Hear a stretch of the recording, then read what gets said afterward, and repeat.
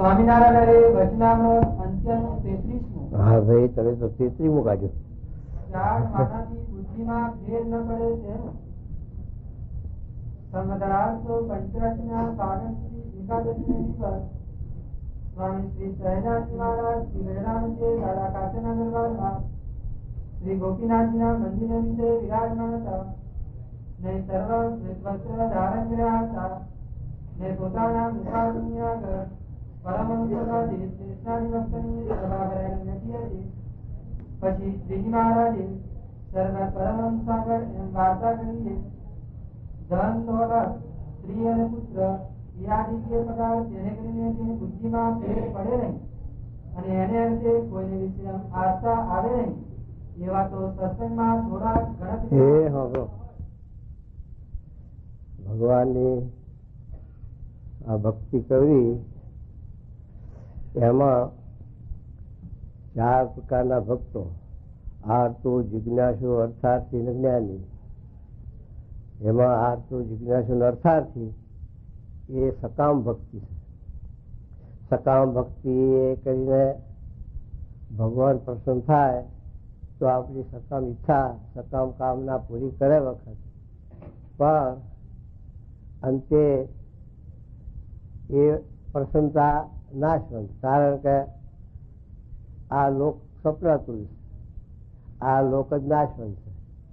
પછી આપણે ગમે તેટલી એ પ્રવૃત્તિ કરીએ પણ અંતે પુણ્ય કરીને અમરાપુરનું સુખ પામીએ, અંતે પાછો ફોગટ ફેરો થાય.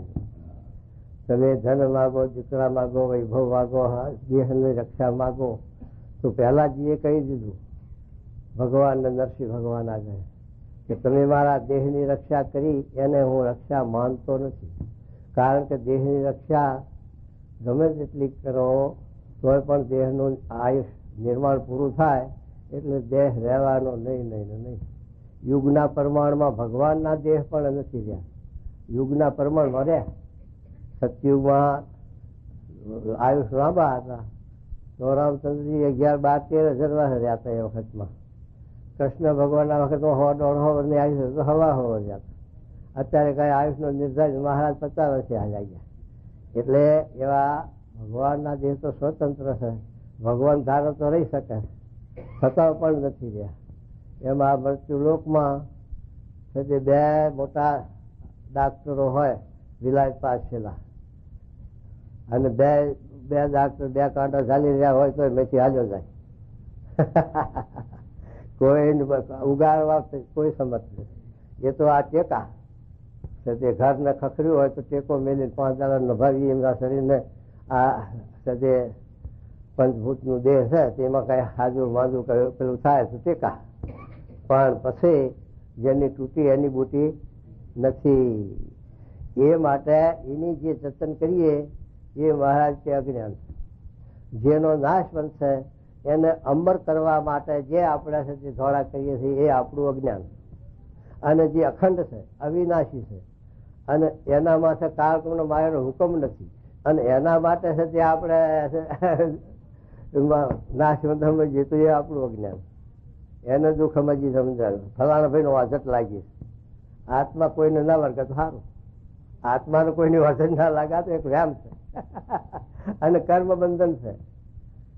શરીરમાં 49 વાયુ, કયો સમયે કયો વાયુ સજે વિકૃતિ કરે પછી તમને વ્યામ પડે કે ભૂત વર્ગ્યું લાગે. એટલે એમાં આ આપણું અજ્ઞાન છે. આપણને આ દિશ નથી એટલે એ વાત સમજાતી. એટલે છે જે આ મહારાજ આ 33ના વચનાથી સમજાવે કે આ જગતની અંદર ધન દેનારો મળે. આપણે સ્વામીનો આશરો, મહારાજનો ભગવાનનો આશરો છે. મોક્ષદાતા પુરુષોત્તમ નારાયણને માન્યા છે, સ્વામીને ગુણાતીત પુરુષ માન્યા છે, માયાપરના પુરુષ માન્યા છે, મોક્ષ સાધવા બેઠા છે. પણ જો હમણાં કોઈ લોટરી લગાડનારો મળે તો સ્વામી પડ્યા રહો. હા, સાચી વાત છે. એ તરત લાગી જાય, ચોટ લાગી જાય કે હા તો મારો ભગવાન. આ સ્વામી કઈ મારું જોયું નહીં. કારણ કે આપણી વર્તી હજુ આવે છે લોકામાં, લોકાંતરમાં. માન ને ઈર્ષા ને ક્રોધ ને સ્વાદ અસત્ય પદાર્થોમાં. કોઈ દીકરા હારું ધોળા કરે, હજારો રૂપિયા તોડી નાખે માનતાઓ અને બાધાઓ અને ચિત્રકેતુ રાજા જેવો કરોડ સ્ત્રીઓના વચ્ચે વાંચ્યો, તે વાંચ્યો જોય પણ એમાં કોઈનો ઉપાય નહીં ચાલે એ છે. પણ તે છતાં નારદજીને એમને મહાન પુરુષો હતા તે એની વર્તી પાછી વાળવા બધું કર્યું લીલા. એટલે ઉપદેશ આપે તો એ ઉપદેશ અડે નહીં છોકરા હારું. હાય દીકરો હાય દીકરો, પથરા એટલા દેવ, બાધાઓ માનતાઓ બહુ કરી. પણ નારદજીને અંગીરા ઋષિ આવીને સમજાવવા માંડ્યો તો પછી નારદજી વિચાર કર્યો કે આને આ છોકરામાં વાસના છે એટલે છોકરાના દર્શન કરાવીએ તો પાછો વળશે. પછી છોકરાનો હશે જે આશીર્વાદ આવે તો દીકરા થશે. જા એ દીકરો થયો, પણ એ દીકરો એની વસ્તીઓ પાછી વાળવા માટે આવ્યો હતો. એને રડી ખવારવા કે એનું વાંજ્યામણું ભાગવા નતો આવ્યો. એટલે 8-10 મહિનો થયો એટલે પાછું દેશ લઈ લીધો ભગવાન, મરી ગયો. એ પાછો ચિત્રકેતુ પથરો લીધો પાછો. અને પછી નારદજીને આવ્યા પાછા અંગીરા ઋષિને. પછી પાછો ઉપદેશ જવા મળ્યો પણ અસર ન કરે. પછી હજીવન છોકરાને કર્યો. ભાગવતમાં આ આખ્યાન આપ્યું છે. છોકરાને હજીવન કરી અને એ છોકરો એના બાપના ચિત્રકેતુ કહે છે, હે ચિત્રકેતુ, તું મારા ત્યાં 7 વાર દીકરો છો મારો, ત્યારે તે હું આ 1 વાર આવ્યો છું. માટે આ તો ઋણ સંબંધ છે અને પંખી મેળો છે અને એકબીજાની ઋણ અદા કરવા સારું કોઈના ઘેર જાય, દીકરો થઈને જાય, દીકરી થઈને જાય, ઢોર થઈને જાય. અને આ રીતે એકબીજાની લેણ દેણ હોય, પૂર્વના સંસ્કારો, એ લેણ દેણ પૂરી થાય એટલે કોઈ ઉભું રહેતું નથી, કોઈ ઉભું રાખી શકે એવું નથી. હવે રસ્તા ઉપર પડી જાય. દીકરા વગર સગર રાજાને 60,000 હતા તોય પણ ખલાસ. છેલ્લી વંશ નિર્વંશ જાઓ 60,000 વર્ષે 60,000 છોકરામાં ખતમ થઈ ગયું. અને જે આ જેના દીકરા નથી એ નરસિંહ મહેતા પાય નથી, અંબર થયા. અત્યારે નરસિંહ મહેતાનું ભજન કરીએ.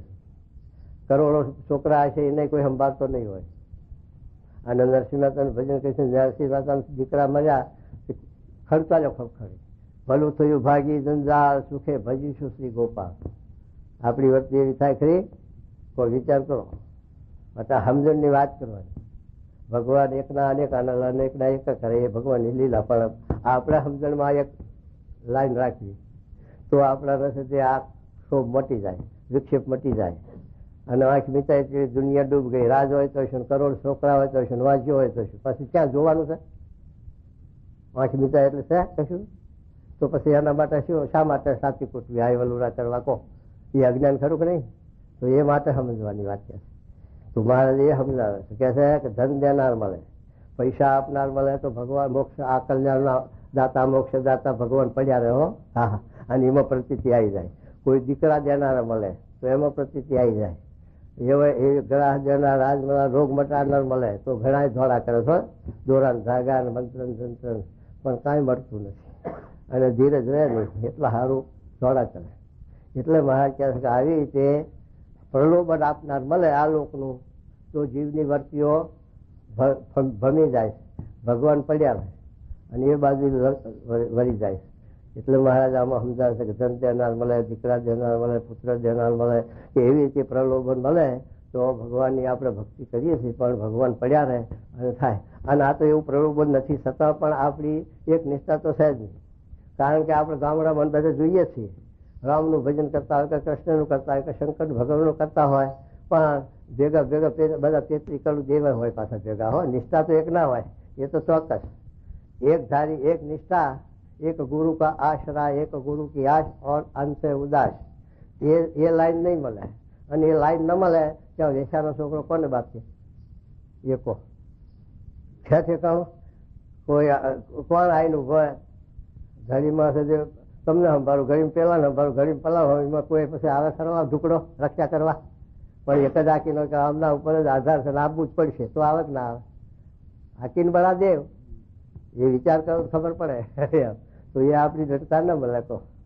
તો એ મહારાજ આપણને સમજાવે છે કે આવી નિષ્ઠા, આવી દ્રઢતા રાખી. પાર્વતી જેવા શંકર ભગવાન તો એક દેવતા છે અને આ બ્રહ્માંડનું છે તે ઉત્પત્તિ લય કરવામાં રક્ષા કરે. છતાં પણ પાર્વતીને આ શંકરનો મહિમા નિષ્ઠા હતી તો ઋષિઓ સમજાવા ગયા અને શંકર ભગવાન પોતે બટુકનું રૂપ લઈને સમજાવા ગયા કે તને શંકરમાં શું ભાવી ગઈ, એ તો ભૂતના ગુરુ છે, ભૂત ભેગા રહે, તું ભડકીને મરી જઈશ ને. તો પાર્વતી કે ખબરદાર બાળા યોગી, બોલશો નહીં. કોટી જન્મ લીધી રગડ અમારી વરુ શંભુ કે રહુ કુમારી. કોટી જન્મ સુધી રખડી મારું પણ શંકર વિના બીજો ભાઈ બાપ. એમ આપણને આવી નિષ્ઠા છે, ગુરુમાં ભક્તિ છે, સાચું કહેજો. તો પછી આપણું કાર્ય કેમ સિદ્ધ થશે? પછી આપણે કહીએ સ્વામી આપણું કાંઈ ધોળ્યું નહીં, પછી શું ધોળાય? વિચાર કરો, એક આખી ના કાર્ય ક્યાંથી સિદ્ધ થાય એમ. તો એ મહારાજ સમજાવે. અને આ 4 પુરુષાર્થ ધર્મ, કામ ને મોક્ષ, એમાં મોક્ષનો સાધના કરવા વાળા જુદા અને મોક્ષની સાધના કોણ કરી શકે? એવા પુરુષ, ભગવાન કે ભગવાનના ઘરના એવા પુરુષ, ગુણાતીત પુરુષ હોય તો. ગુણમય હોય, હું બીડી પીતો તમને કહું બીડી પીશો નહીં, બીડી પીવાથી રોગ થાય, બીડી પીવાથી ખોટો ખર્ચો થાય, તો મૂકો ખરા? સાચું કહેજો.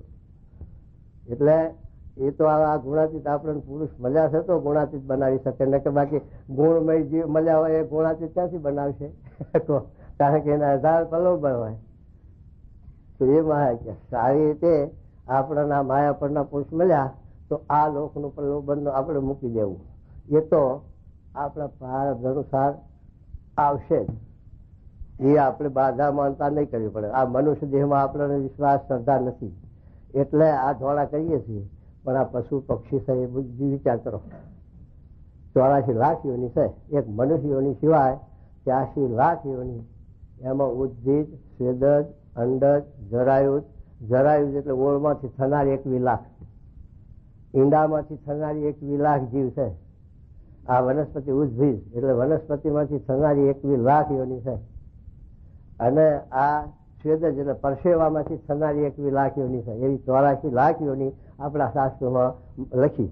એ 84 લાખ યોનીમાં 84 લાખ જાતના દેહ ધરતો જીવાવે ત્યારે એક આ મનુષ્ય દેહ અમે એવો આપ્યો ભગવાને કે એ 84 કુંડાળામાંથી બહાર નીકળી શકે. પણ પછી અહીં આવીને પછી આપણે ખંજોર, જેમ અમદાવાદ જેવું શહેર હોય મોટું, એને ફરતો ગઢ હોય અને અપંગ માણસ હોય. એ ગઢ અમદાવાદ શહેરમાં રખડતો હોય. પછી આને બહાર નીકળવું છે, એ શહેરની બહાર નીકળવું છે. હવે 25-30 માઇલના ઘેરાવાનો ઘાટ અને એમાં એક જ દરવાજો. એ પેલા અપંગ માણસને હાથ બહુ મુશ્કેલી કે નહીં, કેવી રીતે બહાર નીકળી શકે? પણ કોઈ તમારે જેવું બતાવે કે ભાઈ આ કોર્ટની રાગે હાથ મૂકી, કોર્ટની રાગે હાથ મૂકી ના હાલ્યો. પછી પેલો અપંગ માણસ કોર્ટની રાગે હાથ મૂકી અને હાલ્યો. પણ બરોબર દરવાજો થયો આવવા છો પણ ખંજોરવા, ખંજોરતા 2 ડગલા ભરે દરવાજો ઉભો રહે. કઈ દરવાજો કોઈ ઓછો માઇલ 2 માઇલનો 8-10 ફૂટનો બહુ હોય. હવે દરવાજો વીચ્યો, પાછો હાથ મૂક્યો, પાછો ફેરો ઉભો રહ્યો કે ના જો. એમાં આપણે આ મનુષ્ય દેહમાં આવ્યા એટલે આ 84 કુંડાળામાંથી બહાર નીકળવાનો આ ટાઈમ. અને એમાં પછી ખંજોર વાળ્યા. શું ખંજોરવાનું? આટલો દીકરો પઢાઈ લઉં, આટલું ઘર કરી લઉં, આટલું દીકરી પહેરાઈ લઉં, આટલો વ્યવહાર કરી લઉં, પછી નિરાંતમાં ભગવાન ભજવું. કે ઉભા રહેવા છે નિર્ધાર કાલનો, ઘડી ચેલનો, ખપનો. તો પછી તો વાયદે કેમ બન્યું? એ મહારાજ કહે છે કે આ રીતે પાછી 84 ઉભીમાં છે. જો ચૂક્યા આ મનુષ્ય દેહમાં, જો આપણે આ લાઈન ચૂક્યા તો પાછી 84 ઉભી છે. એટલા માટે જાગૃત થવું. ભલે વ્યવહાર કરો, વ્યવહાર છોડી દેવાનું ભગવાન કહેતા નથી. તમારા પ્રારબ્ધ અનુસાર તમે વ્યવહારમાં હો તો ભગવાનને તમે દાળ રોટલા જે આપ્યા હોય તમે ખાઓ પીવો ભોગવો, પણ તમારી નિશાન રાખો ભગવાન તરફ, તમારી વર્તી ભગવાન તરફ રાખો. આગળ છે તે મહાન પુરુષો, જનક જેવા, અમરીશ જેવા રાજાઓ હતા, છતાં પણ ભગવાનનું પ્રધાનપણું હતું. શિવાજી છત્રપતિ જે દક્ષિણમાં થઈ ગયા, પણ રામદાસીના ગુરુ એના આધારે જ એનું આખું રાજ, એના આધારે જીવન, એની દોરવણી પ્રમાણે જ રાજતંત્ર ચલવે. એવા શિવાજી છત્રપતિ હતા. શિવાજી કે આ રાજ તમારું, પણ રાજ તું તાર કર, પણ હું કહું એમ કરી. જે કુશળ કુંવરભાઈ ધર્મપુર વાળા વાંસદા મહારાજ જ્યાં તો કે મહારાજ આ રાજ તમારું ભૂલે અમે કર્યું, હવે અમે નિવૃત્તિ લઈને ભગવાન ભજી લઈએ. મારે કે 18 ભાગ ગધાડા ઓછું કે એ અમે આ કરવા રાજ કરવા નથી આવ્યા, રાજમાં બંધાવા નથી આવ્યા, અમે તો લાખો જીવનો કલ્યાણ કરવા છે, બાર ફરવું છે. માટે તમે હવે સજી ભગવાન જીવમાં રાખજો ને રાજ કરજો બહારથી. તો કિશોર કુંવરભાઈ બોલ્યા મહારાજ હવે તમે મળ્યા અને આ બલા કોણ જીવમાં ઘાલશે? માટે આપણને મહારાજ મળ્યા, સ્વામી મળ્યા તો આ જગતની બલા જીવમાં ન ઘાલવી. જીવમાં ભગવાન રાખવાના, વ્યવહાર બહાર રાખવો. રહોડામાં જઈએ ત્યારે 50 રૂપિયાની મોજડી હોય તો બહાર ઉતારો કે લઈ જાઓ ઘરમાં. વિલાયતમાં લઈ જાય, લંડનમાં એ લઈ જાય, એને એને ઊંઘ નહીં. આપણે એ નહીં. એ મહારાજ આપણે સમજાવે છે કે વ્યવહાર છે એ તો આ સપનાતુલ છે અને પ્રાર્થ અનુસાર આ મનુષ્યમાં જગતના જીવ પ્રાણી માત્ર વ્યવહાર હોય પણ હવની રીતે, પશુની રીતે, મનુષ્યની રીતે. પણ મનુષ્યોનીમાં આ ભગવાને બુદ્ધિ આપી, જ્ઞાન આપ્યું 5 ઇન્દ્રિયનું, એટલે એ કરતા કરતા પણ આ કુંડામાંથી નીકળવા પ્રયત્ન કરે તો નીકળી શકે. એટલા માટે છે કે આપણે મહાન પુરુષો આ સૂત્ર સમજાવે છે કે આ સપનાતુલ સંસાર છે. આ દેહ પણ પાણીના પરપોટા જેવો છે, ફૂટતે વાર નહીં લાગે. માટે આ સતી વખતે આપણે જોડી જઈએ. હવે આમાં વર્ષોના વર્ષો નથી. ખટવાંગ રાજાનું મુહૂર્તમાં કલ્યાણ થયું હતું. ખટવાંગ રાજાનું દ્રષ્ટાંત તમે ભાગવતમાં વાંચ્યું હોય તો સુખદેવજી પરીક્ષિત રાજાના સમજાવે. પરીક્ષિત રાજા કે હે સુખદેવ, મને હાપનો આ ઋષિનો શ્રાપ છે, 7 દિવસમાં મને હાપ કઈ છે, મારું મૃત્યુ થશે. તો સુખદેવજી સમજાવે છે કે ખટવાંગ રાજાનું એક મુહૂર્તમાં કલ્યાણ કર્યું હતું અને તારા તો 7 દિવસ, તો તારા કલ્યાણમાં શું હતું? બેહી જા હામો. એ હામાં બેહાડીને એના ભાગવતનું કથા સંભળાઈ સપ્તાહ, અને એમાંથી બીજું શું સમજાયું? આત્માનું જ્ઞાન. કે બીજું છે કે હે પરીક્ષિત, આ દેહ તો કોઈ રીતે રહેશે નહીં. હાફ પડીને મળશે, તાવ આવીને મળશે, કુવામાં પડીને મળશે, અગ્નિથી બળીને મળશે, ગમે તે નિમિત્તે આ દેહનો કાળ છે એ અમર નહીં થાય. અને આત્મા અમર, આત્માના કાળને હુકમ નહીં લાગે. માટે શું છે તે આત્મા રૂપમાન કે હું આત્મા મરવું નહીં. એ 5મો અધ્યાય વાંચજો, 12મા સ્કંદનો ભાગવતનો 5મો અધ્યાયમાં પરીક્ષિત બોલ્યા હે સુખદેવજી, પણ તમે મને નિર્ભય કર્યો, મને કાળ કર્મ માયાનો ભય હતો મારો ટાળી નાખ્યો, અને હવે હું મારું મને હાફ કર્યા છે. આ શબ્દો છે. આપણે આ સમજવાનું છે. બીજું છે વધારે. આપણે આત્મા અક્ષર રૂપ માનવું એટલે શું? અક્ષર એટલે શું? નક્ષર તે અક્ષર, જેનો નાશ નથી તે અક્ષર. એમાં આત્માનો નાશ થાય નહીં. કીડીના આત્માનો નાશ નથી પણ એને ભાન નથી. અને આપણે મનુષ્યોમાં આત્મા નાશ નથી પણ મનુષ્યોમાં જેને આ દિશ મળી હોય એને જ ભાન છે કે હું ના મરું, પણ બીજાને તો મરવાની ભય છે, બીજાને તો બીક છે. તો આ શાસ્ત્ર માત્રનો શાસ્ત્ર. આ એક સ્વામિનારાયણના ઘેર છે એવું નથી. ભાગવત, મહાભારત, રામાયણ, જે કુરાન, બાઇબલ, જે શાસ્ત્રો તમારા મહાન પુરુષનો વાંચવા હોય એમાં આ આત્માનું ભાન કરાવે. અને નરસિંહ મહેતો બોલે છે કે આત્મ તત્વ ચીન્યા વિના સાધના સર્વ જૂઠી. આત્માનો ઓળખ્યા વિના તમે તપ કરો, તીરથ કરો, વ્રત કરો, દાન કરો, યજ્ઞ કરો, બધું ફોગટ. જ્યાં સુધી તમે તમારી જાતને ઓળખ્યું નથી, આત્માનો ઓળખ્યો નથી, ત્યાં સુધી આ ફોગટ છે બધું. એ પણ એમ કહે છે. તો આત્મા અને એક પરમાત્માનો સંબંધ છે. ભાગવતને વાંચો એમાં પણ લખ્યું કે સર્ગ અને વિસર્ગની વાત કરી, ત્યાં છેવટ જતા આત્મારૂપ થઈ અને એક પરમાત્મામાં વર્તી રાખો, અને પછી તમારી જે આ લોકમાં જે પરિસ્થિતિમાં હો એ પરિસ્થિતિમાં રહો, એનો વાંધો નથી. તો એ મહારાજ આપણને સમજાવે છે. શું કહે છે સાંભળજો. પછી શ્રી મહારાજે વાર્તા કરી છે. હા, ધન દોલત, સ્ત્રી અને પુત્ર એ આદિ જે પદાર્થ તેને કરીને જેની બુદ્ધિમાં ભેદ પડે નહીં અને એને અર્થે કોઈને વિશે આસ્થા આવે નહીં, એવા તો સેકન્ડમાં થોડાક ગણતરીના હરિભક્ત હોય પણ જાજા હોય ને. ગણતરીના કીધા હો. આવા નિષ્કામ ભક્ત એવા ગણતરીના નીકળે, જાજા હોય ને. અત્યારે છે એ લાખ માણસનો સમય ભેગો થતો, પણ લાખ માણસમાં આ સમજણ વાળા કેટલા નીકળે ગણતરીના? સાચી વાત કહેજો. આ જતી જગત જીવમાંથી નીકળવું એ અઘરું, અને એ થવું નહીં. આવા મોટા મોટા મહાત્માઓ પણ એ બાજુ ધરી જાય, એના સારું પ્રયત્ન કરે. ધન હારું, માન હારું, વૈભવ હારું, તો એવા ચિત્રભાનું અમેરિકા, લંડન એમાં જ્યાં પૈણી ગયા ત્યાગી હતા. એટલે આજુ મેં જીવમાંથી નીકળ્યું નતું, એટલે પછી એ લાઈનમાં જતું રહેવાય એમ. માટે એ જીવમાંથી નીકળ્યું એની સ્થિતિ જુદી હોય. નરસિંહ મહેતા, મીરાબાઈ એ ભલે ગ્રસ્તાશ્રમમાં હતા, ત્યાગી, આવા ભગવાન નતા પહેર્યા, પણ એમની વર્તી જગતમાંથી નીકળી ગઈ. એમની વર્તી જગતમાં નથી રહી, અને આપણી વર્તી એમાંથી નથી નીકળતી, એટલે એની કોઈ લમણો જાય છે પાછો. માટે એ મારે સમજાવે છે કે એ બાજુ લમણો ના થવો જોઈએ, કારણ કે તે માલ નથી, એમાં માલ નથી કાંઈ. એ સપનાતુલ છે અને મહાન પુરુષો મહાન તે અયાતિ રાજા, ભાગવતમાં આખ્યાન વાંચ્યું અયાતિનું. અયાતિ રાજા એ છોકરાની આયુષ લીધી 10,000 વર્ષ, 1000 વર્ષની આયુષ છોકરાની લઈ અને સંસારમાં મોહ છે. પણ પછી અંતે શું પસ્તાવો કર્યો? પશુ અને એના પહાડમાં પોતાનો ધિકાર કર્યો કે આ જીવને આ ધિકાર છે કે આ છે આ મોહ નગરીમાં એની તરફથી કોઈને થઈ નથી, થવાની નથી, અને આ જંજાળમાં આ જીવ કૂટાણો માટે એને ધિકાર છે. પશુના પાડે લઈશું એને કૂતરા, નાખરા, બકરાનો, બોકરાનો એવો ઉપમા આપી કે આ 1000 વર્ષની આયુષ છોકરાની લીધી તો એની ફરજ નથી. એટલા માટે એમાંથી પ્રતિવર્તી પાછી વાળે અને અંતે પાછી વાળ્યા વગર છૂટકો નથી. જયારે તારે અત્યારે સમજી વિચાર નહીં વાળ થાકીને વાત માટે છે ત્યાં સમજણની વાત. તો એ મારે કે શું કે જુઓ એમ કહીને વળી બોલ્યા છે, એવા તો આ મુક્તાનંદ સ્વામી તથા ગોપાનંદ સ્વામી છે, જેમને કોઈ બીજો ગમે તેવો હોય અને ચમત્કાર દેખાડે તો પણ તેનો કોઈ રીતે બહાર આવે જ નહીં. મહારાજે કીધું ગોપાલ સ્વામી, મુક્તાનંદ સ્વામી જેવા એને આ સમજણ, કારણ કે ગોપાલ સ્વામી તો અષ્ટાંગ યોગ સિદ્ધ કરેલો કૃષ્ણ ભગવાનનો અવતાર એવું કહેવાતા એવા પુરુષ હતા.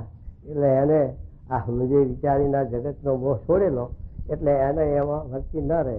એટલે મુક્તાનંદ સ્વામી જેવું માર્ગીના પંથમાં હતા, છતાં પણ પોતે વિચાર કર્યો કે આ મનુષ્ય દેહ ચિંતામણી તુલ્ય છે, અને આ મનુષ્ય દેહ કરીને આ સાથે આ જીવનો મોક્ષ મુક્તિ થઈ શકે છે. તો આ માર્ગીના પંથમાં તો કઈ છે નહીં મોક્ષની વાત અને ધર્મની વાત. તો અત્યારે આ સમયમાં ભગવાન કે મહાન પુરુષ કોઈ આ જગતમાં વિચરતા તો હશે ને, કઈ પૃથ્વી નક્ષત્રી તો નથી ને. તો પછી ગોતવા નીકળ્યા વાંકાનેર જ્યાં, સરદાર જ્યાં, ધાંગધ્રા જ્યાં, એમ બધે ફરતે ફરતે રામાનંદ સ્વામીનો જોગ થયો ત્યારે વચ્ચે કંઈક પાછી વળી, અને પછી મહારાજનો જોગ થયો. પછી તો જે સમજણમાં કઈ કશાશ રહી નહીં, અને આત્માનો શ્રેય, આત્માનો મોક્ષ સાધી લીધો. પણ કહેવાનું શું કે આટલી મુમુક્ષુતા હતી, આટલી ખપ હતી કે માર્ગીના પંથમાં હતા, છતાં પણ ભગવાનને ગોતવા મોક્ષના માટે નીકળ્યા. એમાં મોટા ખાતર કાર્યહીના, મોટા ખાતર અને એનો કારણ હતો એ બે જણા કે આપણે ભગવાન ગોતવા હાલો, કે તને જો ભગવાન મળે તો મને ભેગો કરી દેજે, અને મને મળશે તો તને ભેગો કરી દે. મહારાજનો યોગ થયો.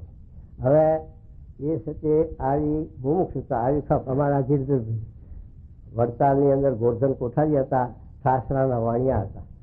3 આચાર્ય એમના હાથ નીચે બદલાઈ ગયા એવા એ શેઠ હતા. ગોરધન કોઠારી મહાન જે વહીવટ કરનારા એવા, બુદ્ધિના એવા વાણિયા. એટલે પછી તો એમને વ્યવહારમાં તો શું કહેવાનું હોય, પણ વર્તન એવું બધા સાધુ હાથ જોડી દે એવા ત્યાગ વર્તન. એના ભત્રીજા ગિરધરભાઈ એ આ સત્સંગમાં નીકળ્યા કે આ શાસ્ત્રમાં લખ્યું છે કે એકાંતિક પુરુષ મળે તો જ એકાંતિક ધર્મ સિદ્ધ થાય, છેલ્લો જન્મ થાય. તો અત્યારે એકાંતિક પુરુષ હશે કે નહીં હોય, એ સત્સંગમાં ગોતવા નીકળ્યા. તે આખો સત્સંગ ફર્યા. ઘણા વિદ્વાનો, પંડિતો, પુરાણીઓ, શાસ્ત્રીઓ, મહંતો જોયા સત્સંગમાં એ વખતે. અને એ વખતમાં તો નંદ સાધુમાં નહીં, અમુક હતા 5-10-15. એ બધા ફરતા ફરતા આવ્યા. પણ જયારે પ્રાગજી ભગત એના જોગમાં બેઠા ત્યારે એને એ નિશ્ચય થયો કે એકાંતિક પુરુષ છે, અને એના વચ્ચે સાધુ થયા. અને ગોરધન કોઠારીએ કહ્યું કે એ ભગત, પ્રાગજી ભગતને કહે કે તમે બધા બાબુલાને સમજાવો છો, પણ આ મારા ભત્રીજાને સમજાવો તો ખરા. તે સમજાવી દીધા, સાધુએ કરી દીધા.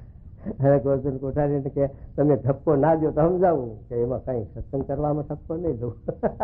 એટલે કહેવાનું શું કે આટલી ખપ, આટલી ભૂખ, આટલી મુમુક્ષુતા સત્સંગમાં જાગે તો આ વાત જીવમાં ઉતરે અને પછી સમજાય. આ તો જેનો સત્સંગ નામનો બાપ દાદાનો સંગ. કેટલી પેઢી કે મારી 5 પેઢી મારા બાપ દાદા મહારાજ મળ્યા હતા તારનો મારો સત્સંગ, પણ પોતાના કાંઈ ના હોય, કહેવા પૂરતું હોય.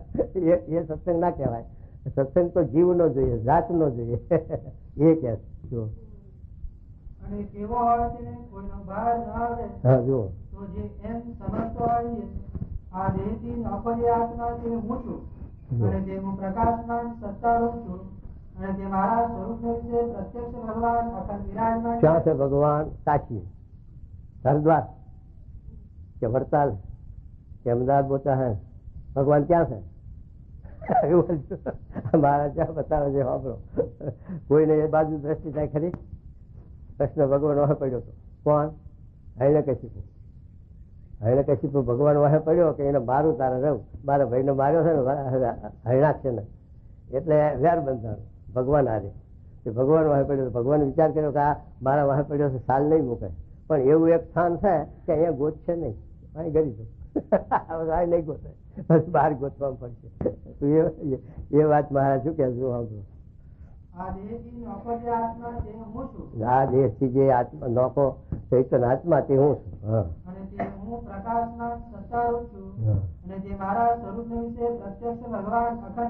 ક્યાં બેઠા છે? આત્મામાં ભગવાન અખંડ. કેમ?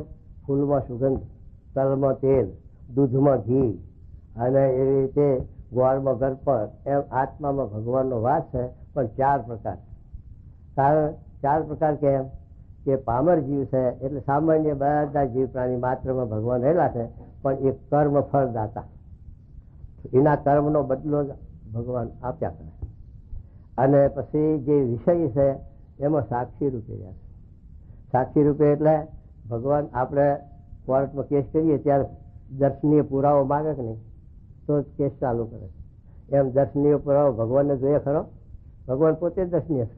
એની દ્રષ્ટિમાં તમે ગમે તે ભયાનક થાય કરો કામ તો ભગવાન દેખાય. માટે એને ભગવાનને કોઈનો પુરાવો જોઈએ નહીં, એટલે એ ભગવાન એમ કહે.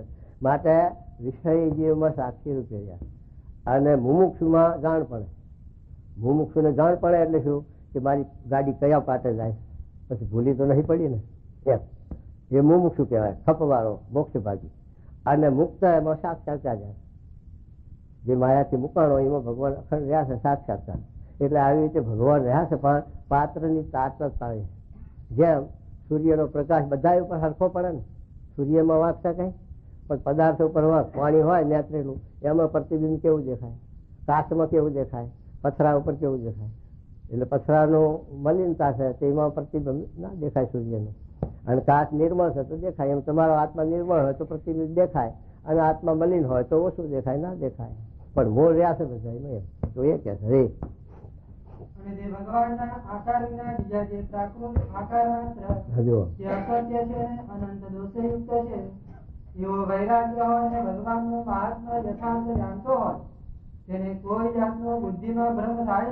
બુદ્ધિનો ભ્રમ ન થાય. કોને કે આવો જો ભગવાનનો મહિમા સમજાય અને આવો વૈરાગ હોય. વૈરાગ એટલે શું કહે? આ જે ક્ષણિક છે, નાશવંત છે, સપના તુલ્ય છે જગત, એમાં મોહ નહીં, આસક્તિ નહીં. ભલે વ્યવહારમાં તમે હો, એના માટે તમે ગિરનારની ગુફામાં જઈને બેહો એટલે વૈરાગ કહેવાય એવું નથી. તમારે વ્યવહારમાં રહેવા છતાં પણ મોહ આસક્તિ ના હોય એ વૈરાગ કહેવાય. એટલે એનું આપણે રૂપાંતર સમજી જાય એટલે પછી એમાં સહેજે આપણી અરુચિ થાય.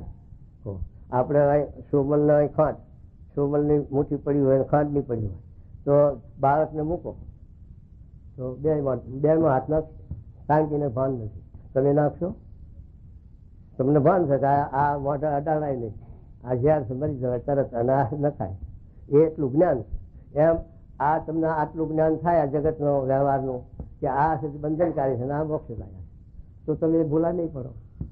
પણ એ તમને જાણ પણ એ આવે. બાળક બુદ્ધિ હોય એને બધું હરખું, સોમલ લહેર પણ ખાંડે હરખી. એમ આ દુનિયામાં તેથી બાળક જેવી છે બુદ્ધિ. ગીતામાં લખ્યું ને આ નિશા સર્વભૂતાનામ પ્રશ્ન, જીવ પ્રાણી માત્ર હુતેલા છે. આ ગીતામાં લખ્યો શ્લોક કે જીવ પ્રાણીમાં હુતેલા. કેમ હુતેલા છે? કે ભાન ભૂલ્યા. બ્રાહ્મણનો છોકરો કલાલની દુકાનમાં કહે તો એ હુતેલો જાગતો, હાથું કહેજો.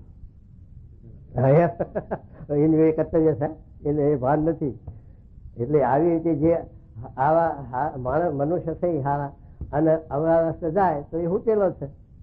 એની જાગૃતિ માટે ગીતા સમજાવે છે, જાગો જાગો, બહુ દિવસ ઊંઘ્યા છીએ, હવે જાગવાનો સમય આવ્યો. તો એ વાત કરે. શું કે જુઓ જુઓ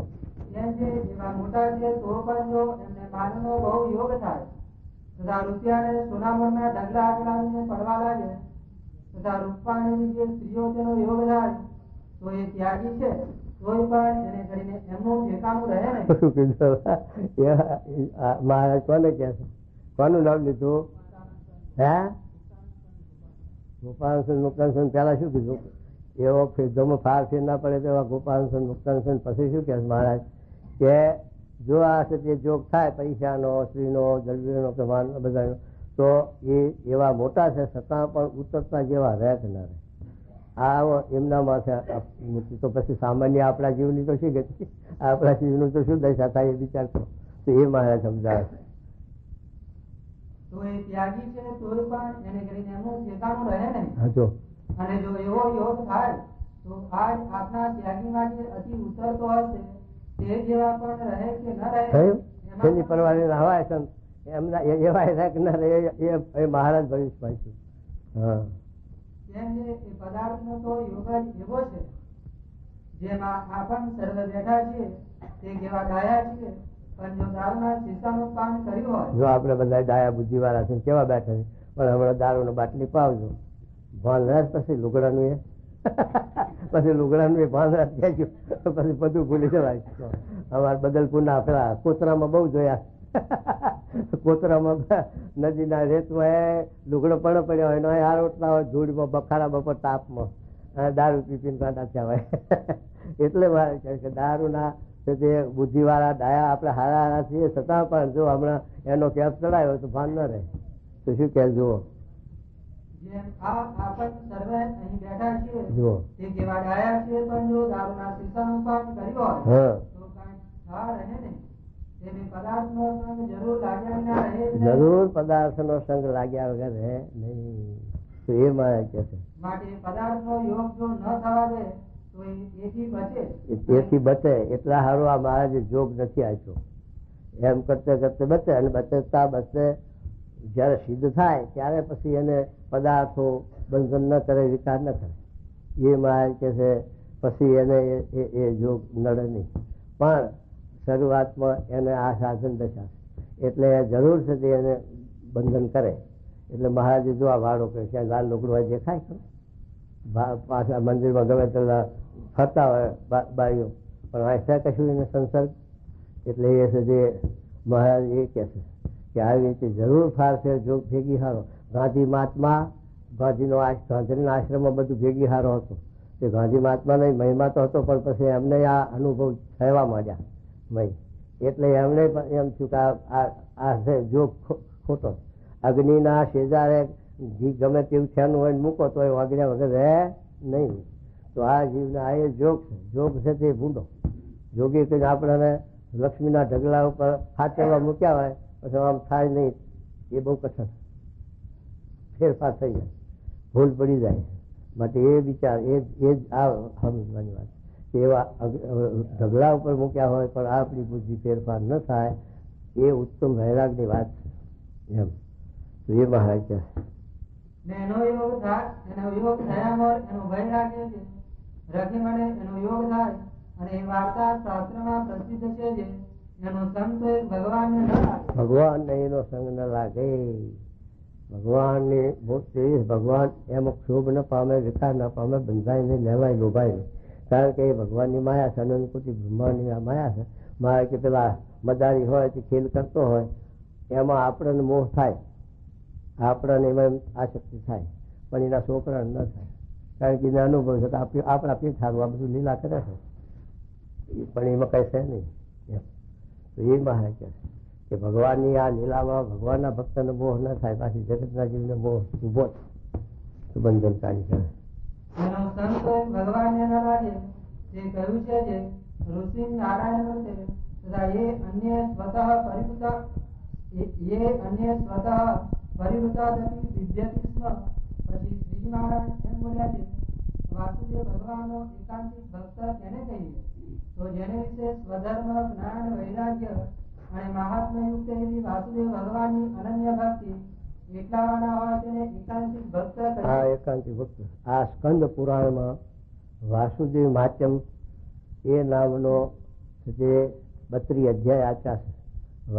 સ્કંદ પુરાણ કોઈએ જોયું હોય તો સ્કંદ પુરાણમાં 7 ખંડ છે. 7 ખંડમાં 81,000 શ્લોક છે એ સ્કંદ પુરાણમાં. એમાં બીજો ખંડ વિષ્ણુ ખંડ, એમાં પેટા ખંડ છે 9. એમાં આ છેલ્લું વાસુદેવ માત્યમ છે. એ વાસુદેવ માત્યમમાં 32 અધ્યાય છે. એમાં પેલો અહિંસા પરમો ધર્મ, પછી એકાંતિક ધર્મનું નિરૂપણ અને વાસુદેવ ભગવાનની ભક્તિનું વિધિ, આ ત્રણ વિભાગ સમજાયા. પણ મહારાજે આ વચનામૃતમાં એની પ્રશંસા કરી. મહારાજ કે શ્રીમદ ભાગવત તો સારું છે, પણ વાસુદેવ માતમ જેવો કોઈ ગ્રંથ નથી, અને વાસુદેવ માતમ અમને બહુ પ્રિય છે. આ શબ્દો મહારાજે લખ્યા છે. એની અંદર એકાંતિક ધર્મનું નિરૂપણ બહુ સારી રીતે સચોટ કર્યું. ધર્મ, જ્ઞાન, વૈરાગ, ભક્તિમાં ધર્મના માટે 4 અધ્યાય લખ્યા, 20, 21, 22, 23, અને 24મા અધ્યાયમાં જ્ઞાન અને 25મા અધ્યાયમાં વૈરાગ, એમાં નિરૂપણ કર્યું છે. એટલે મહારાજે એટલા સારું એ વખાણ્યું છે. અને એની અંદર એકાંતિક ધર્મની વાત કરી મહારાજે કે એકાંતિક ધર્મ છે એને કરીને આ જીવ ભવસાગર તરી જાય, એને કરીને આ જીવનો મોક્ષ થાય. એકાંતિક ધર્મ જ્યાં સુધી જીવમાં ન હોય ત્યાં સુધી આત્યંતિક મોક્ષ, આત્યંતિક કલ્યાણનો ઉધારો છે. માટે એકાંતિક ધર્મ શું? તો કે ધર્મ, જ્ઞાન, વૈરાગ ને ભક્તિ. ધર્મ શું કે તે ભગવાનની આજ્ઞા. આપણા મનના ધાર્યા ધર્મ તો ઘણા દુનિયા પાડે છે, પણ મન ધાર્યા, પણ મન ધાર્યું નહીં. એક ભગવાનની જે આજ્ઞા, ભગવાનની જે મર્યાદા શાસ્ત્રની બાંધેલી, એ ધર્મ, એ ભાગવત ધર્મ જેને કહેવામાં આવે. વર્ણાશ્રમનો ધર્મ જુદો, ભાગવત ધર્મ જુદો. ધર્મ તો એ નહીં, પણ સંબંધ ભગવાનનો ભળે એટલે ભાગવત ધર્મ. એટલે ધર્મ પછી જ્ઞાન. જ્ઞાન છે એનું આત્માનું, કે આ દેહ પંચભૂતનો નાશવંત છે, આત્મા સત્ય છે, અખંડ છે, વિનાશ. એ આત્માનું જ્ઞાન, ધર્મ જ્ઞાન. અને પછી વૈરાગ. વૈરાગ એટલે પ્રકૃતિના કાર્યમાં અહીંથી પ્રકૃતિ પુરુષ સુધી ક્ષણિક છે, નાશવંત છે, ક્ષપનાતુલ. દેવલોક છે તે પણ આ 14 લોકનું બ્રહ્માંડીનું 2 પ્રાર્થનું આયુષ, પણ 2 પ્રાર્થ કાળ પૂરા થાય એટલે 14 લોકનો નાશ ક્ષય થઈ જાય, પછી એમાં કાંઈ રહેવા પામે નહીં.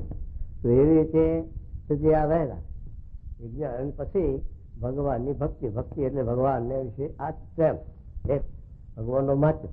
એટલે આ ધર્મ, જ્ઞાન, વૈરાગ ને ભક્તિ એકાંતિક ધર્મ જીવમાં, આપણા જીવમાં દઢ થાય એટલે છેલ્લો જન્મ, આત્યંતિક મોક્ષ. તો એકાંતિક ધર્મની વાત થતી આ જીવને એની દિશ જ નથી. તો શું કહે મહારાજ? જો અને એની ગતિ એમ કહી છે જે એનો વાસુદેવ ભગવાનમાં પ્રવેશ થાય. એકાંતિક ધર્મ જો જીવમાં ઉતરે તો વાસુદેવ ભગવાનમાં એનો પ્રવેશ થાય. પ્રવેશ એટલે શું? કે એમાં આપણું અનુસંધાન. પ્રવેશ એટલે જેમ પાણીમાં પાણી ભરી જાય એમ નહીં, પણ મહારાજ કે લોભીઓ હોય તો ધનમાં આસક્ત, ધન જ દેખાય, બીજું ભાવ જ નહીં. કામી પુરુષ હોય તો મનગમતી સ્ત્રી હોય એમાં આસક્ત થયો હોય તો બહાર કહું બીજું ઉદળ ભાવે. એમ આપણી લગ્ન જયારે છે તે ભગવાનમાં જેમ દર્શનાતાની મેળાની લાગી તો એના જગતમાં છે તે બધું એ છે તે દ્રષ્ટિમાં ના રહ્યું. તો એ રીતે મહારાજ છે. તો શું કહેજો? તો તેજના મંડળને વિશે દિવ્યમૂર્તિવાળા વાસુદેવ ભગવાન, તેને વિશે ભક્તને સ્નેહ હોય, એ સ્નેહ કરીને વાસુદેવ ભગવાનની મૂર્તિને વિશે એના મનનું નિરંતર અનુસંધાન રહે. મનનું અનુસંધાન, આપણું મન એ લાગી રહેવું જોઈએ. કારણ કે મનનું બંધન અને મનનો મોક્ષ છે. આત્માને કાંઈ લેવા દેવા નથી, પણ આત્માનો વજીર, આત્માનો કારભારી લૂંટવો છે. જેમ શેઠનો કારભારી મૂંડમ હોય, પણ શેઠ જો બરોબર અનુભવી વ્યવહારમાં ન હોય તો દેવાળું કઢાવે ગુમાસ્તો. એમ આ જો આત્મા બરોબર અનુભવી જ્ઞાની ન હોય તો મન છે એ એનો કારભારી છે, જેને ઊંધો ન છે. મન કે હાલ કલબમાં લઈ જવો છે તો કલબમાં ઉપાડી જાય, હાલ છે તે પીઠામાં લઈ જવો પીઠામાં લઈ જાય. આ મનનું પરબળપણું હોય તો આત્માને ગમે ત્યાં ધરી જાય, અને આત્માનું પરબળપણું હોય તો મનને દબાવે. મનને ધાર્યું ન થવા દે, મનનું ધાર્યું ન થાય કે હાલ જશે મંદિરે જવું, મનને કહે તને આમ નહીં લઈ જવું. તો એ મહારાજ કહે આ મન ઉપર બંધનનો મોક્ષ મન ઉપર. માટે જીતમ જગત કે મનોહીએ નહીં, જેને મન જીત્યું એને જગત જીત્યું, એ વાત મૂકી હોય. માટે મન આપણું જે છે તે આત્માના આધીન હોવું જોઈએ, મન સ્વતંત્ર ન હોવું જોઈએ. તો છે તે નકર ખાડામાં ન થાય. તો એ કહે છે મહારાજ વાસુદેવ ભગવાનની મૂર્તિ વિશે જેના મનનું નિરંતર અનુસંધાન રહે અને આસક્ત તપો વર્તે ને એવી રીતે રહ્યો તપો એ વાસુદેવ ભગવાનની સેવાની વિશે પણ બહાર થકી રહે. જેમ લક્ષ્મીજી છે તે વાસુદેવ ભગવાનના હૃદયને વિશે ચિહ્ન રૂપે તેના આધિક્યપણે કરીને રહ્યા છે ને બહાર થકી સ્ત્રી રૂપે કરીને સેવામાં પણ રહ્યા છે. તેમ એકાંતિક ભક્તોનો વાસુદેવ ભગવાનને વિશે પ્રવેશ જાણવો. અને હમણાં પણ જે ભક્તને ભગવાનની કથા, કીર્તન, નામ સ્મરણ ઇત્યાદિ જે 10 પ્રકારની ભક્તિ તથા ભગવાનનું મહાત્મ્ય તથા સ્વધર્મ તથા વૈરાગ્ય તથા આત્મનિષ્ઠા તથા સંતનો સમાગમ એનું બંધાણ હોય તે એવું હોય છે તે વિના કોઈ રીતે ચાલે જ નહીં. બંધનની તો આ બધા સમજે બંધન કેવું છે. બંધન આપણને કેવું છે એ તો જે વ્યસની હોય એને ખબર પડે. અફીણનો બંધાણી હોય કે બીડીનો બંધાણી હોય હવે તો એને એ વખત ચેન, ચાનો બંધાણી હોય તો એના વખત ચેન પડે નહીં. અને કેટલાક એ તો બીડી ચાને તો દેહનું, પણ આ તો આ સાપામાં ટીવી જોવામાં બંધન કેમ ખરું કે નહીં. સાપા વગર ચાલે. અમારા ઘનશ્યામ કહેતા કે બાપા વગર ચાલે પણ સાપા વગર ના ચાલે, અને મા વગર ચાલે પણ ચા વગર ના ચાલે. આ બેની લત. અને તારા પથારી બેઠે ઉઠે ત્યાંથી જશે જે અગરબત્તી અને ચાનો કપ અને પછી દાંતને પાણી નાવાનું અને પછી ખાડો ઉતરે એટલે ઉતરે નહીં. આ વ્યસન, આ બંધન, આ જન્મો એ મહારાજ મુકાવે. એ કહે કે વ્યસન જેવું પડ્યું છે આવું કે જેના વગર આપણને ચાલતું નથી, એવું વ્યસન આનું પડ્યું. ભગવાનના સત્સંગનું દર્શન, દેવ દર્શનનું, કથાનું, વાર્તાનું, દિવસમાં એક વાર તમે શિક્ષાપતિનો 2 શ્લોક કે ગીતાના 2 શ્લોક વાંચવા નવરા થાવ. સાચું થઈ ગયું. સાપુ વાંચવા આખો દડો એ નવરી ચાલે. ઓફિસમાં બેઠા તો એનું તો રતન હોય, પણ એમાંથી શું પરિણામ આપણને કહો. અને આ જે કરવાનું વિબંધ વર્તી આપણી નથી થતી. એટલે મહારાજ છે કે આના વ્યસની થયા છો. જગતમાં જેમાં દેહમાં પંચ વિષયના વ્યસની થયા છો, જોવામાં, ખાવામાં, સાંભળવામાં, એનું વ્યસન શું છે? જગતના શબ્દો સાંભળવામાં કેટલું તલ્લીનતા. જગતના સ્વાદ આવા સારા માણસો હોય તો પણ ઘેર 3 વખત રસોઈ થતી હોય, 3 વખત સારી રસોઈ ઘેર થતી હોય, સુખી માણસ ઘરનો હોય તો પણ એક વાર તો જઈને પેલી લોજમાં કે હોટલમાં ખાય તારે હબુરી વર હોય એવા હોય છે. બેન થઈ વ્યસની હોય છે એવા. એટલે પણ આ ઘેર એના કરતા 18 ગણું સારું ઘેર બનાવશે પણ એનું વ્યસન પડી ગયું. એ લેવાય નહીં, જવાય જ્યાં વખત. અમારા જેવો બાબર હતો તેમાં આવે આટલો વાટકો ભરીને ચા પીએ, પણ કે સ્વામી ગામમાં હોટલ છે એની એક રકાબી 30-40 તલબ વર્ષે. આ બંધન એ આ જીવને આ આવી પડી જાય તેવો. એટલે એને લઈ અને જીવની અધોગતિ થાય, આવડા માર્ગે જાય. તો એ મહારાજ સમજાવે છે આપણને. શું કહેજો જો અફીનાથી અમારા હોળી ખાતર હતા એ જમીન મેળવી. ખરેખર ગામમાં ગરાહદાર સુખી માણસ, પણ અફીણનું બંધન બેઠું એટલે છે તે થોડા આખી જમીન મૂકી દીધી, ઘર ખોરડા મૂકી દીધા, અને છેવટ જાય અહીં મંદિરમાં આવતા પછી આમ કરે, હે બાબા મરી જઉં છું, ભૂખે મને ખાવાનું છે. તે શાસ્ત્રીમાં દયા આવે તો વળી 500 દાણા હલાવે, પણ શું કરે પછી 500 દાણા બજારમાં વેચી અને અફીણ લે. પછી સ્વામી કહેવાનું દાણા ના આપશો, રોટલો દઈ દો. એટલે આવે ત્યારે ભગવાન શાસ્ત્રી મહારાજને રોટલો દેવરાવે ને રોટલો ખવાડે બચારા. પણ કહેવાનું શું કે આ અફીણની દશા. આ ઘરા આટલું બધું આટલું હતું વ્યવહાર સારો, પણ એ છે ત્યાં અફીણના બંધનમાં બંધ.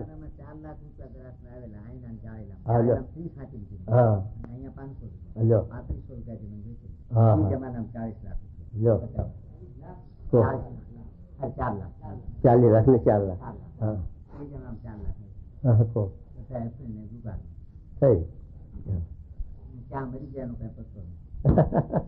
એટલે કહેવાનું શું કે આ બંધન એવા છે. એટલે એના વશ થઈ જાય એટલે જીવની ખુવારી. તો એ મહારાજ છે તે સમજાવે છે. તો શું કે છે સાંભળો. તે વિના ચાલે નહીં.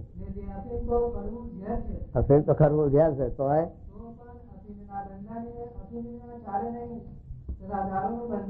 પાંચેર તમે હાકર હાલો 5 તો 5 મોઢમ નહીં મેલે, પણ એને વેચીને અફીણ લઈશ.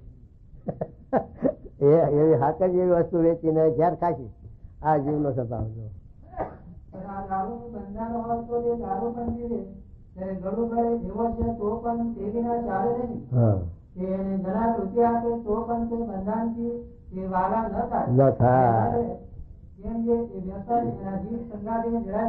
જીવ સંગાથી ધરાઈ ગયું.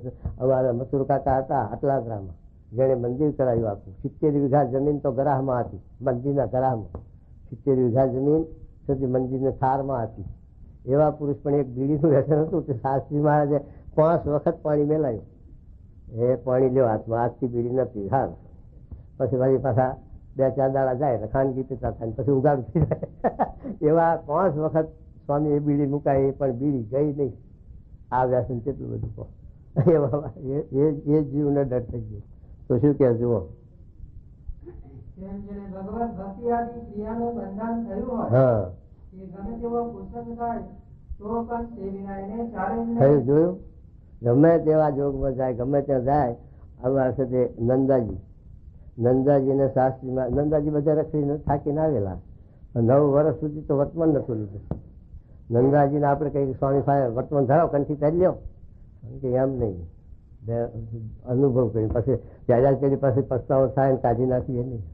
એ 9 વર્ષ સુધી શાસ્ત્રી મહારાજની સમાગમ કર્યો.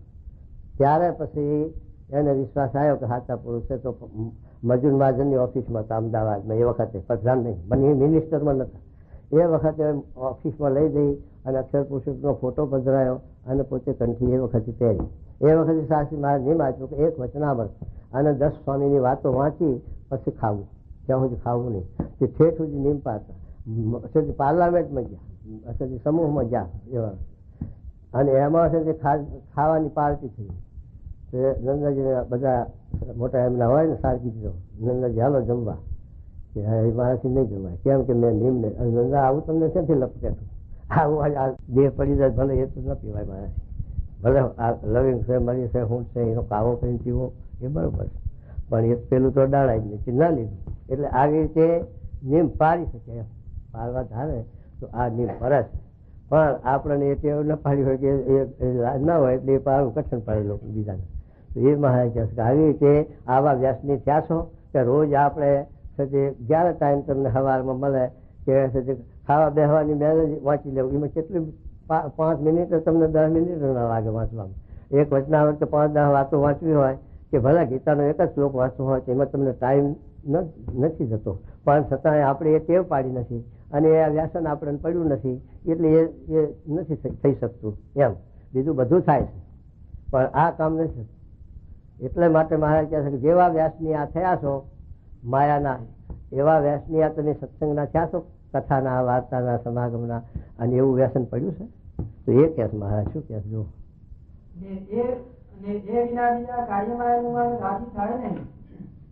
ભગવત ભક્તિ આદિ ક્રિયામાં એનો જીવ જોડાઈ ગયો હોય ને એનો અતિ ઈચ્છક હોય એવો જે ભગવાનનો ભક્ત, તેનો પણ વાસુદેવ ભગવાન નરસિંહ મહેતા જેવા હરાજ કરવું, ઘી નહીં ઘરમાં લેવા ગયા, જ્યાં જાય ત્યાં ઉભા રહેવા દે કોઈ ભાઈ, કારણ કે જાણે કે આના ભાઈ પૈસો નથી, આપશે ક્યાંથી? ઘી કોઈ આપે નહીં, ઉસીનું એ ના આપે, ઉધારે ના આપે, વેચાતું ના આપે, એટલે કાઢે. પણ એક જણો વળી ભાવિક નીકળ્યો કે નરસિંહ ઘી આલુ ખરો પણ ભજન સંભળાય. નરસિંહ તો બેઠી ગયા ખરતાલીઓ લઈને ભજનમાં, ભૂલી ગયા ઘી બધું. 4 વાગ્યા ભગવાને જાણ્યું કાલે ઘેર છે હરાજ છે, નોતરો દીધા અને આઈને ઉભા રહેશે.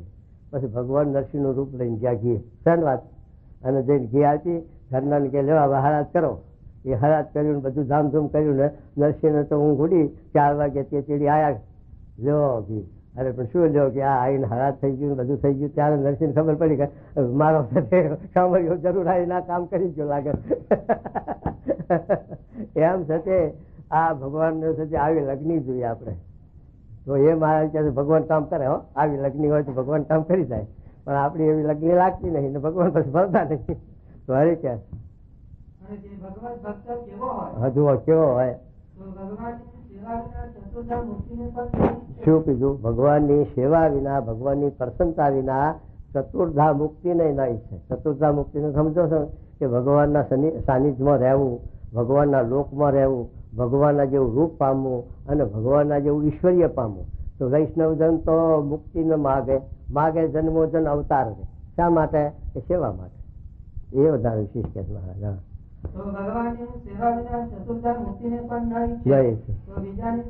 બીજાની સી વાત કરી? 4 પ્રકારની મુક્તિ એટલે ભગવાનના ફાયર રહેવાની ઈચ્છા ન રાખે તો શેની ઈચ્છા રાખે? ભગવાનની પ્રસન્નતાની. ભગવાન આવો હોય એ ભગવાનનો એકાંતિક ભક્ત કહેવાય. હા, એને કોઈ પદાર્થનો મોહ કે આસક્તિ હોય નહીં. હા, અને એવો ન હોય ને ક્યારેક ભગવાનની ભક્તિમાં સુવાણ થાય અને જો કુસંગનો યોગ થાય તો ભક્તિને ભૂલી જાય અને વળી ઝાડે ચડી જાય. કુશંકમાં આ વાત થઈ જાય અને આસક્તિ થઈ જાય, મોહ થઈ જાય, કહો ભગવાન ભૂલી જવાય. હા, એને તો પ્રાકૃત દેહાભિમાની કહીએ, પણ એ ભક્ત ખરો નહીં. એ ખરા ભક્ત નહીં, પ્રાકૃત. પ્રાકૃત ને સમજો ને, આ પેલા આવે છે કેળાન, સફરજન, ચીકુ, પ્લાસ્ટિક નો કમમાં આવે ને ખાવાનું દેખાવાનું, આ બનાવતી આ છે જે નકલી. એ નકલી એટલે નકલી. અને મુંબઈમાં ઘરેણું એ બહુ મળે નકલી. 5 રૂપિયાનો દાગીનો આપે, દેખાય 1000 રૂપિયાનો, પણ 2 મહિનો થાય ત્યાં કારોથી બધી થઈ જાય, ગિલેટ વાળું હોય. એટલે એમાં એવું આ શક્તિ એમ ગિલેટ નો સત્સંગ ના ચાલે લાંબો. અરે અને વળી શ્રીજી મહારાજે વાર્તા કરી છે, હા, ભગવાનના ભક્તને સ્ત્રી, ધન, દેહાભિમાન અને સ્વભાવ એ 4 વાનામાં કાચક હોય અને તે ભગવાનની ભક્તિ કરતો હોય તો પણ એની ભક્તિનો વિશ્વાસ નહીં. ભક્તિનો વિશ્વાસ નહીં. શું કે શ્રી દ્રવ્ય રસાસ્વાદ ને દેહાભિમાન એમાં જો આસક્તિ હોય તો એનો સત્સંગ ક્યાં સુધી ટકે, ક્યાં સુધી નભે કહો? એ રહે ચાલે જ નહીં. સ્ત્રીમાં આસક્તિ હોય કે ધનમાં આસક્તિ હોય કે માન આવે તો એ માનની ઈચ્છા રાખે, માન મારું સન્માન કરે, મને બોલાવે, ચલાવે, રાખ રખાવટ કરે તો સત્સંગ સાચો. પણ એવી લાલચ રાખીને આપણે સત્સંગ કરવા બેઠા હોય એ સત્સંગ આપણો કેટલા દિવસ નભે, ક્યાં સુધી રહે વિચાર કરીએ. એમ તો એ વાત ક્યાંથી આવે? ભગવાનના ભક્તને સ્ત્રી, ધન, દેહાભિમાન અને સ્વભાવ એ 4 વાનામાં કાચક હોય અને તે ભગવાનની ભક્તિ કરતો હોય તો પણ એની ભક્તિનો વિશ્વાસ નહીં. ભક્તિનો વિશ્વાસ નહીં, કારણ કે આ 4 વસ્તુ જીવમાં રાખ છે.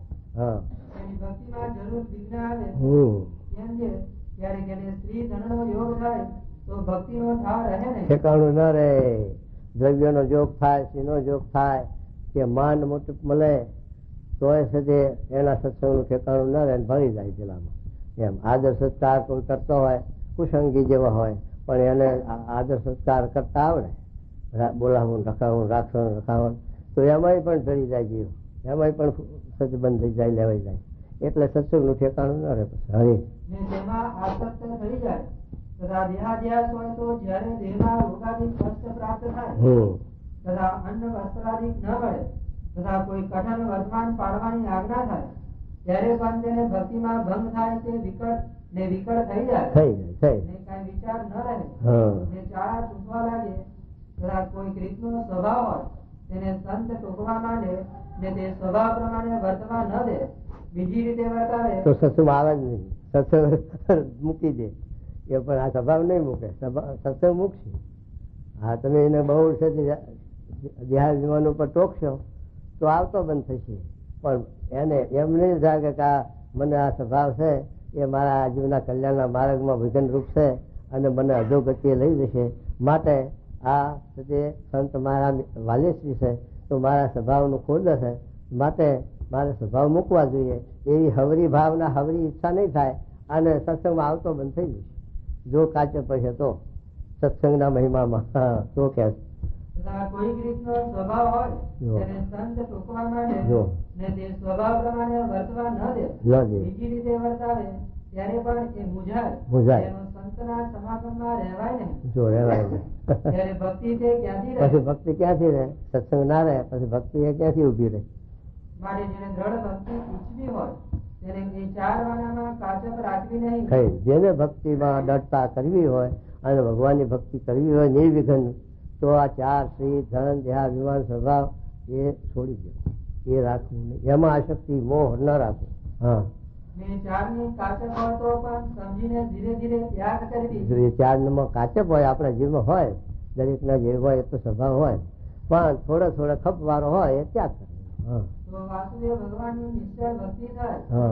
આ વાર્તા આમ જ છે પણ એમાં કોઈ સંશય નથી. એમાં કોઈ પ્રકારની મહારાજ કે આ વાર્તા સિદ્ધાંત છે, વાત સાચી છે અને આ પ્રમાણે કર્યા વિના સત્સંગનું સુખ નહીં આવે અને સત્સંગમાં વર્તી નહીં ચોટે અને સત્સંગની દઢતા નહીં થાય. માટે આ સમજી વિચારી અને થોડે સુધી આ સ્વભાવને ટાળી અને સાચો સત્સંગ કરવો, વિખાવનો નહીં. જીવના કલ્યાણ માટે, જીવના મોક્ષ માટે સાચો સત્સંગ કરવો એમ તો એ મહારાજ કહે આ વાર્તા તે આમ જ છે પણ એમાં કોઈ સંશય નથી. ઇતિ વચનામૃતમ 11:33.